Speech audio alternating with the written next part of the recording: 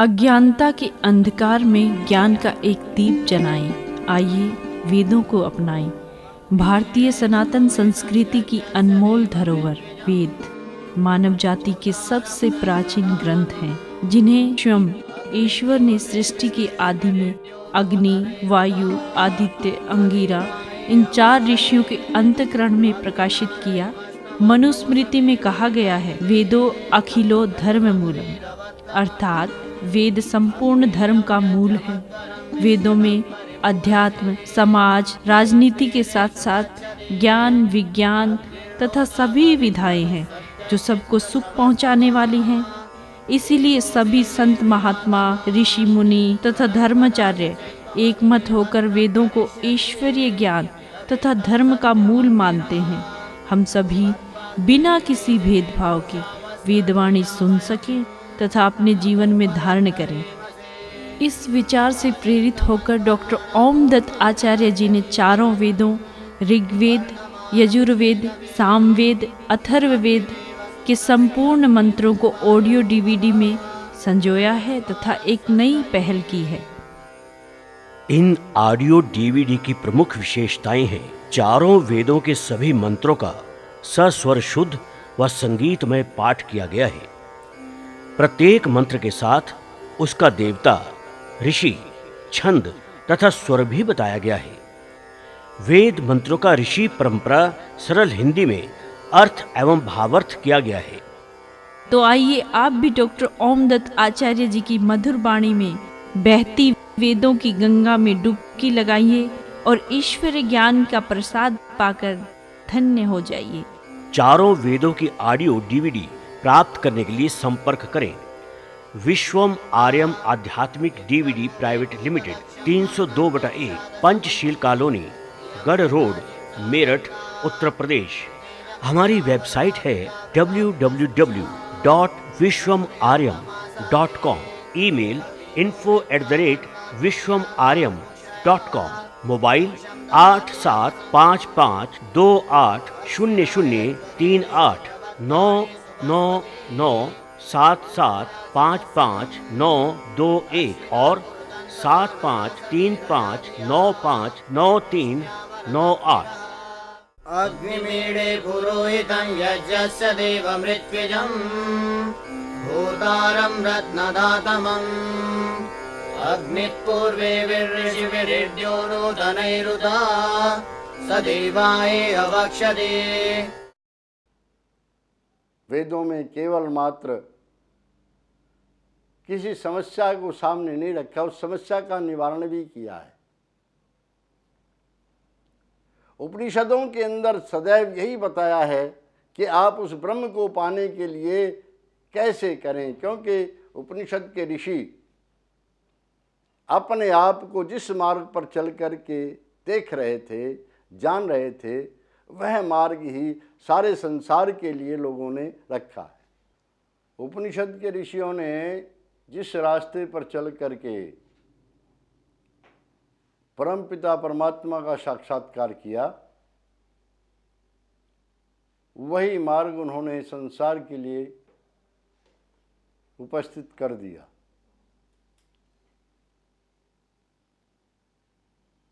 छांदोग्य उपनिषद के अंदर एक छोटा सा आख्यान आता है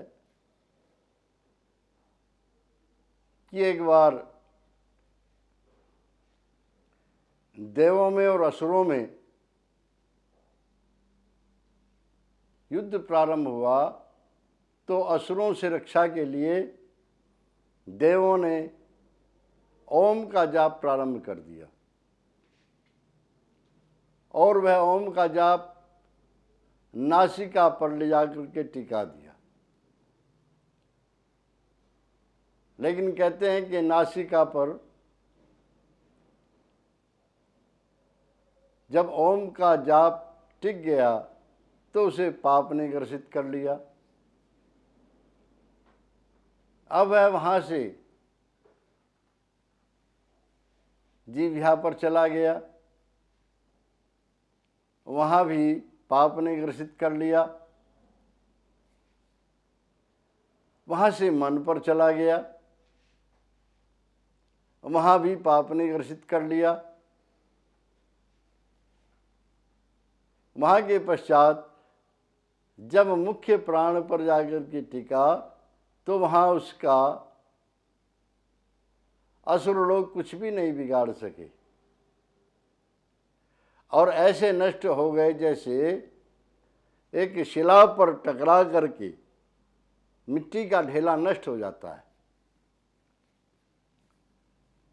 अब आप जरा थोड़ा सा विचार करें, ध्यान की कई अवस्थाएं हैं।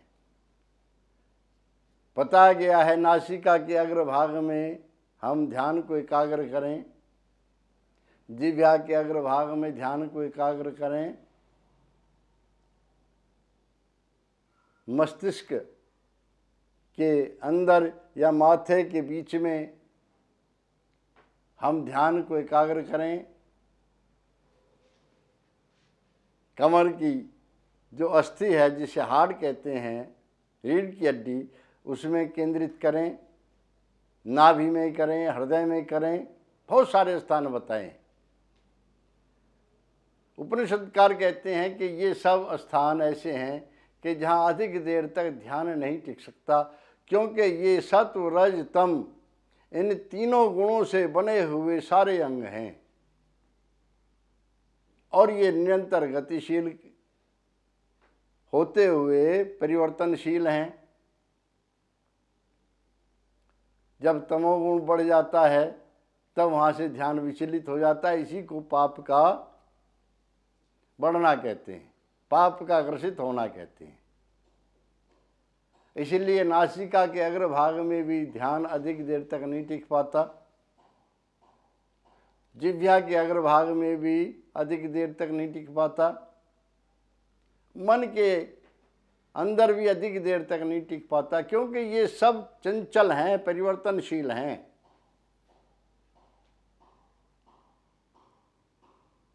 प्राण और प्राण में भी मुख्य प्राण, पता ये 5 जो प्राण है शरीर के अलग अलग भागों में जाकर के स्थित हो गए। प्राण, अपान, व्यान, उदान और समान। प्राण आँखों में, मुख में, इस क्षेत्र में प्राण काम करता है। नाभि क्षेत्र से नीचे अपान काम करता है। जो नाभि के चारों ओर का क्षेत्र है नस नाड़ियों का और रस प्रवाहित करने वाला, वहाँ समान प्राण काम करता है। मस्तिष्क में उदान प्राण काम करता है और पूरे शरीर की नस नाड़ियों में व्यान प्राण काम करता है। प्राण एक ही है, लेकिन ये 5 भागों में बट गया। जैसे 5 क्षेत्रों में अपने प्रतिनिधि बना करके कोई राजा और बैठा दे, राज कार्य वहाँ से उनके द्वारा संचालित कराए। मुख्य प्राण क्या है? ये प्राण वायु है जो सांस के द्वारा अंदर जाता और बाहर आता है। जो अन्न खाए हुए का रस लेकर के सारे शरीर के अंदर पहुंचाता है, समान प्राण है। वहाँ गति ही प्राण का रूप लिए हुए है। ऐसे ही उदान प्राण है जो जीव को शरीर से लेकर के मृत्यु के समय चलता है या समाधि अवस्था में जब जीव पहुंचता है तो उस समय वह उदान प्राण के सहयोग से ही समाधि अवस्था को प्राप्त करता है। मस्तिष्क के पिछले भाग में एकाग्र होता है। वहाँ जाकर के एकाग्र होने का परिणाम ये होता है कि वह पाप से ग्रसित नहीं होता, अर्थात वहाँ तमोगुण नहीं बढ़ता है, वहाँ सत्वगुण ही प्रधान रहता है। इसलिए सदैव अपनी चेतना को मस्तिष्क के पिछले भाग में एकाग्र कीजिए। थोड़े समय वहाँ पर टिकेगा प्रारंभ में, फिर निकल आएगा, लेकिन फिर इसको दोबारा से वहीं पहुँचाइए।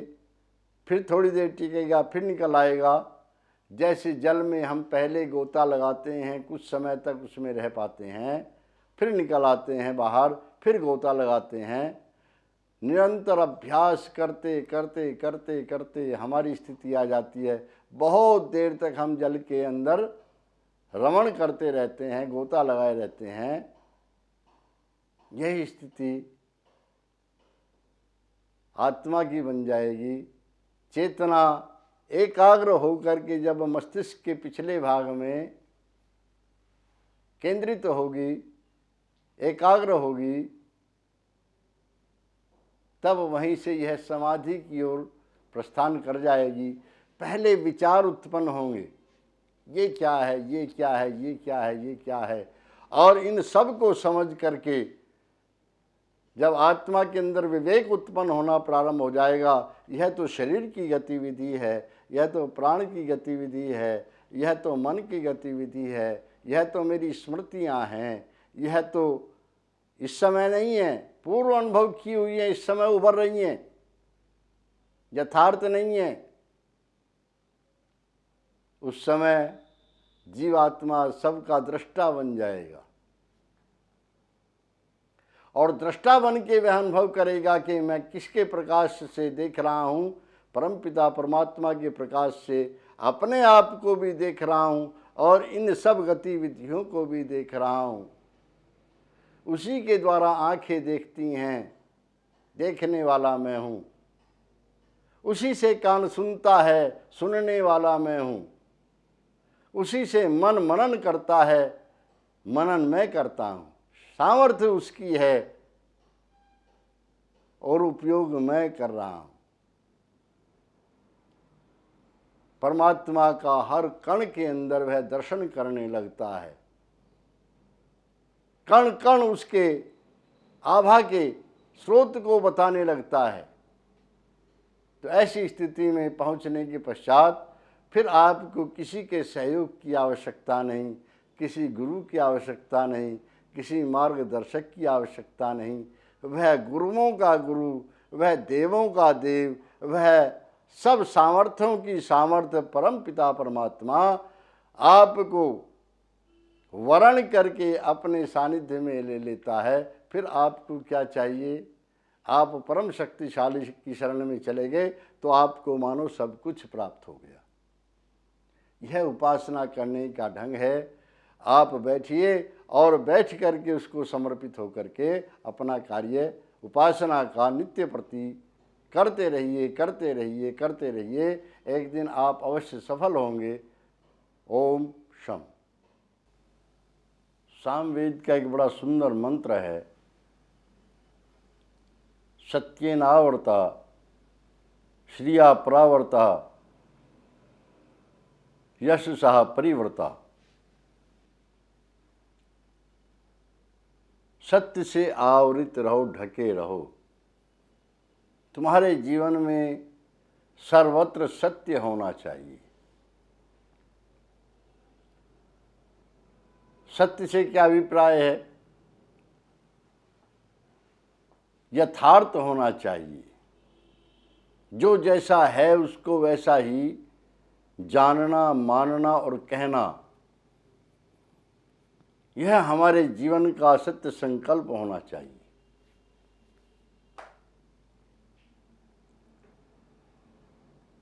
प्राय है जितने भी लोगों से मैं सुनता हूँ, सभी सत्य की बात करते हैं, किंतु विडंबना यह है कि आज तक मुझे कोई ऐसा मनुष्य नहीं मिला जो अपने कथन को असत्य बताता हो। भले ही वह कोरा झूठ बोल रहा है,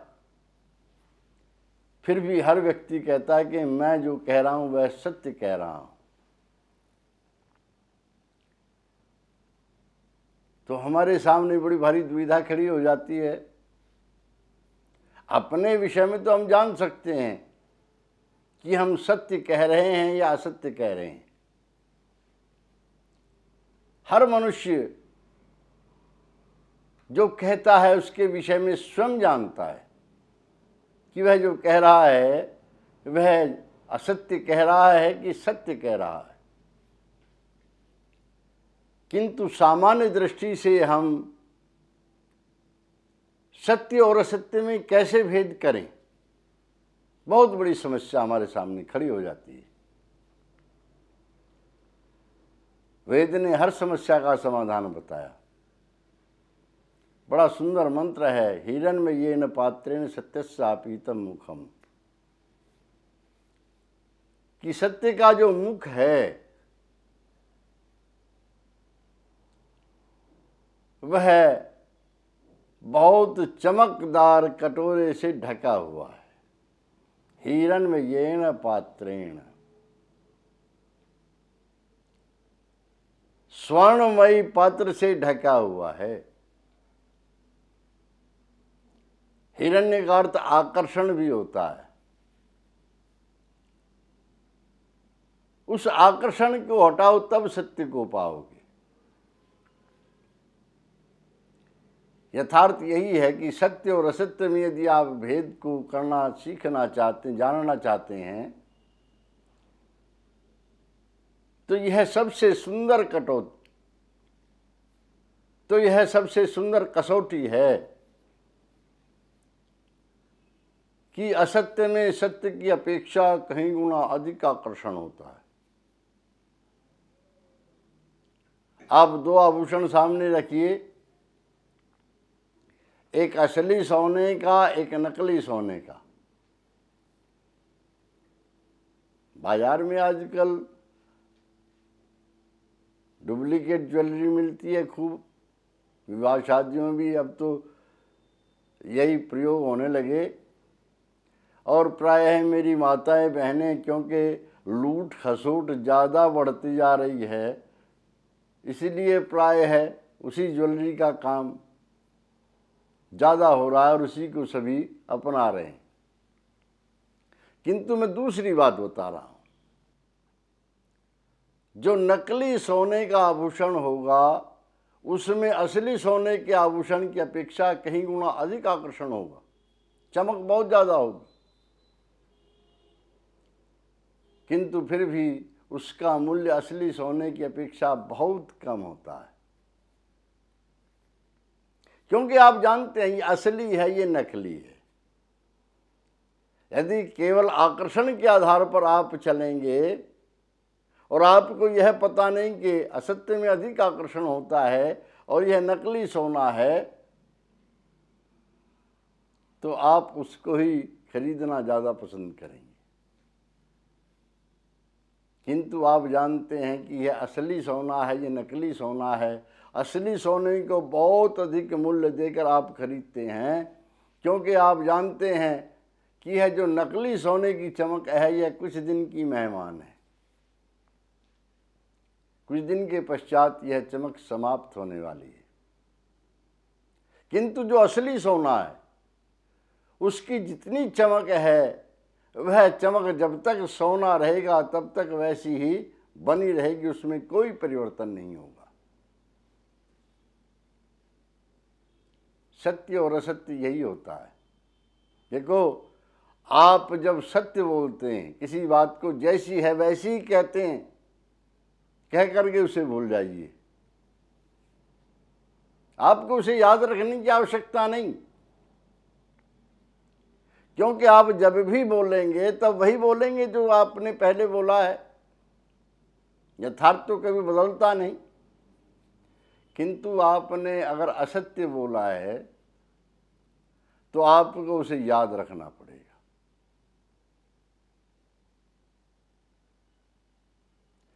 क्योंकि यदि आपने याद नहीं रखा तो वह परिवर्तित हो जाएगा और आपका झूठ पकड़ा जाएगा। सुनने वाला कहेगा, भाई या तो आपने पहले झूठ बोला या अब झूठ बोल रहे हो।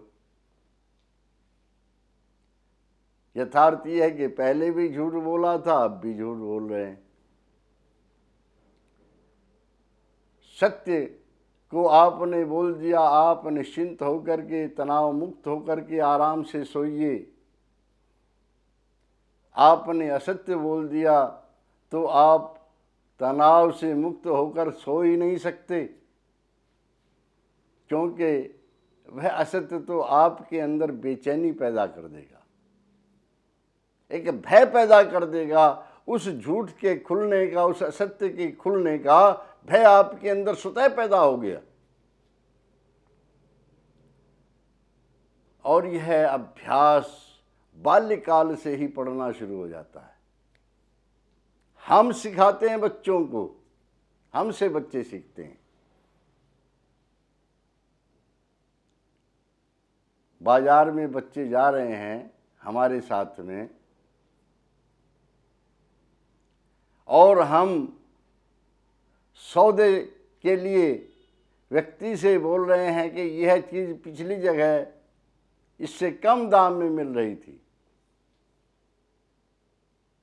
बच्चा आपके साथ में है, वो जानता है कि पीछे आपने देखा ही नहीं था उस चीज़ को। आप दुकानदार से झूठ बोल रहे हैं। आपसे बच्चा सीख रहा है कि कम दाम में यदि कोई चीज़ लेनी है, पैसा कम कराना है, तो झूठ बोलोगे पहले हमने वह चीज़ थोड़े दाम में सुनी थी कि यह थोड़े दाम में मिल जाती है, जबकि सुना है नहीं आपने, किसी दुकानदार से आप मिले नहीं। रोज के आपके व्यवहार को बच्चा बड़ी बारीकी से देखता है, और आप और हम जैसा करते जाते हैं वैसा ही बच्चा सीखता जाता है।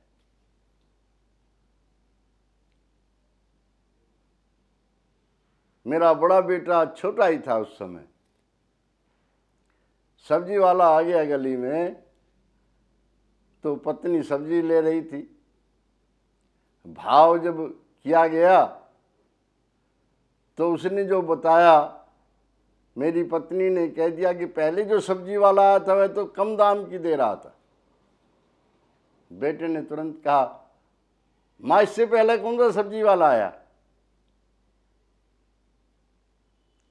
जैसे ही बेटे ने ये कहा, पत्नी ने उसको डपट दिया। मैंने कहा, ये क्या कर रही हो देवी? झूठ बोलना सिखा रही हो इसको तो तुम्हें शाबाशी देनी चाहिए। यह सत्य बोल रहा है। थोड़े से पैसों के लिए आप एक बुरी चीज को बच्चों को सिखा रहे हैं, झूठ बोलना।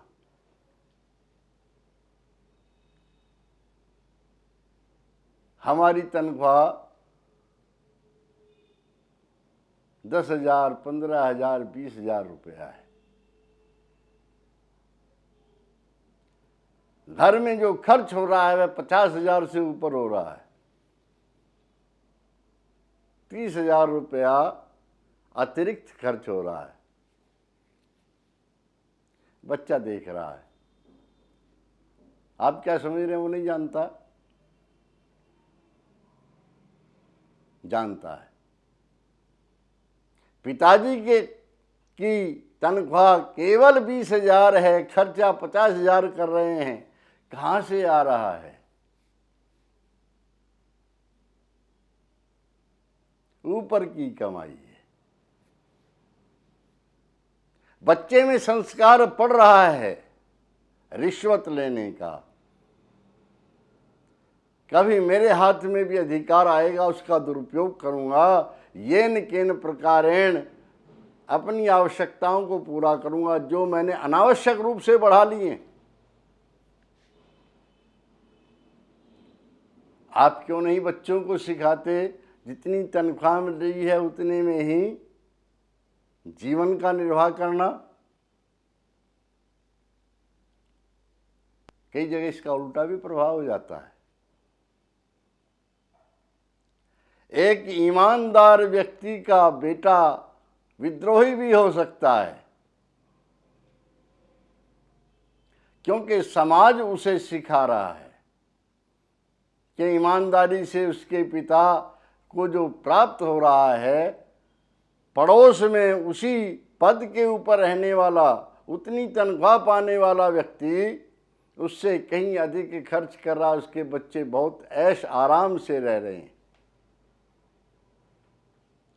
बच्चे के कोमल मन में यह भावना उत्पन्न होती है कि मेरे पिताजी मूर्ख हैं।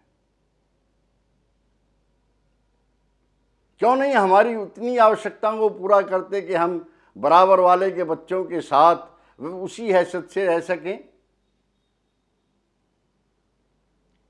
जब पड़ोस के बच्चों को देखता है जिनके पिता उसके पिता के बराबर ही तनख्वाह वाले पद पर कार्य कर रहे हैं,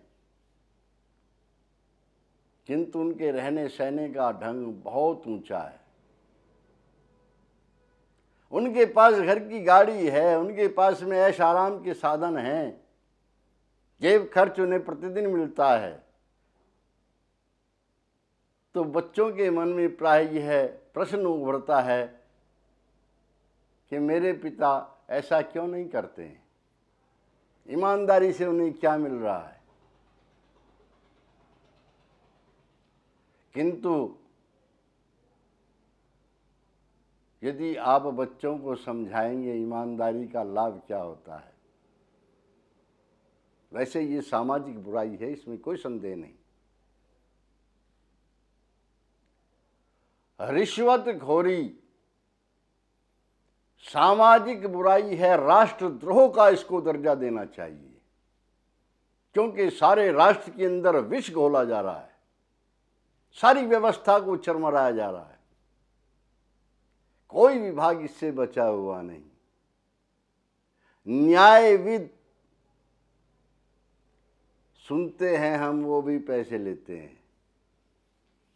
अग्निमीडे पुरोहितं यज्ञस्य देवमृत्युजं भूतारं रत्नदातमम् अग्निपूर्वे ऋषिभिर्यो नूतनैरुता स देवाय अवक्षते अग्निनारहिमश्नवत्पोषमेव दिवे दिवे यशसं वीरवत्तमम्। अज्ञानता के अंधकार में ज्ञान का एक दीप जलाएं, आइए वेदों को अपनाएं। भारतीय सनातन संस्कृति की अनमोल धरोहर वेद मानव जाति के सबसे प्राचीन ग्रंथ हैं, जिन्हें स्वयं ईश्वर ने सृष्टि के आदि में अग्नि, वायु, आदित्य, अंगिरा इन 4 ऋषियों के अंतःकरण में प्रकाशित किया। मनुस्मृति में कहा गया है, वेदो अखिलो धर्म मूलम, अर्थात वेद संपूर्ण धर्म का मूल है। वेदों में अध्यात्म, समाज, राजनीति के साथ साथ ज्ञान, विज्ञान तथा सभी विधाएं हैं जो सबको सुख पहुंचाने वाली हैं। इसीलिए सभी संत महात्मा, ऋषि मुनि तथा धर्माचार्य एक मत होकर वेदों को ईश्वरीय ज्ञान तथा धर्म का मूल मानते हैं। हम सभी बिना किसी भेदभाव के वेदवाणी सुन सकें तथा अपने जीवन में धारण करें। इस विचार से प्रेरित होकर डॉक्टर ओमदत्त आचार्य जी ने 4 वेदों ऋग्वेद, यजुर्वेद, सामवेद, अथर्ववेद के संपूर्ण मंत्रों को ऑडियो डीवीडी में संजोया है तथा एक नई पहल की है। इन ऑडियो डीवीडी की प्रमुख विशेषताएं हैं, 4 वेदों के सभी मंत्रों का सस्वर शुद्ध व संगीतमय पाठ किया गया है। प्रत्येक मंत्र के साथ उसका देवता, ऋषि, छंद तथा स्वर भी बताया गया है। वेद मंत्रों का ऋषि परंपरा सरल हिंदी में अर्थ एवं भावार्थ किया गया है। तो आइए आप भी डॉक्टर ओमदत्त आचार्य जी की मधुर वाणी में बहती वेदों की गंगा में डुबकी लगाइए और ईश्वरीय ज्ञान का प्रसाद पाकर धन्य हो जाइए। 4 वेदों की ऑडियो डीवीडी प्राप्त करने के लिए संपर्क करें। विश्वम आर्यम आध्यात्मिक DVD private limited, 302/1, Panchsheel colony, गढ़ रोड, मेरठ, उत्तर प्रदेश। हमारी वेबसाइट है www.vishwamarya.com। Email info@vishwamarya.com। मोबाइल 8755280038 99977555921 और 7535959398।